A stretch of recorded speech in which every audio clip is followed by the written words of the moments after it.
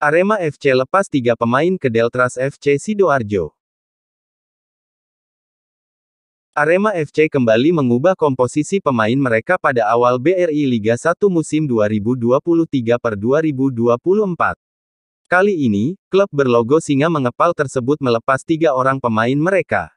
3 orang pemain yang dilepas ini adalah Kevin Armeitia, Tito Hamzah, dan Rendra Teddy.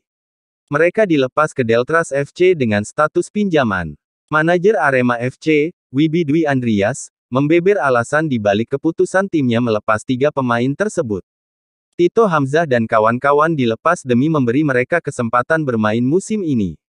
Pertimbangannya tentu saja yang pertama adalah memperbanyak menit bermain sedangkan yang kedua tentu dari menit bermain ini tentu saja akan berpengaruh pada bagaimana pemain ini di musim berikutnya. Ini yang harus diproteksi, ungkap Wibi, dalam rilis manajemen Arema FC, Minggu, tanggal 9 Juli tahun 2023. Secara matematis, peluang 3 pemain ini untuk mendapatkan kesempatan bermain terhitung kecil.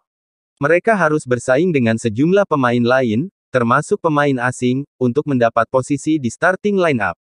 Bagi Arema FC, meminjamkan pemain ke Deltras FC bukan hal baru. Sebelumnya, mereka sudah pernah meminjamkan M. Faiz Iqbal dan Bramsio Ramadan. Wibi mengisyaratkan bahwa Arema FC ingin tetap mempertahankan 3 pemain tersebut di skuad mereka. Namun, mereka tak mau egois dan harus memberi 3 pemain tersebut kesempatan untuk berkembang, kendati harus meminjamkan mereka ke klub lain. Arema FC tidak boleh egois, ujar Wibi. Semua pemain memiliki potensi untuk berkembang, ia menegaskan. Dikutip dari bola.com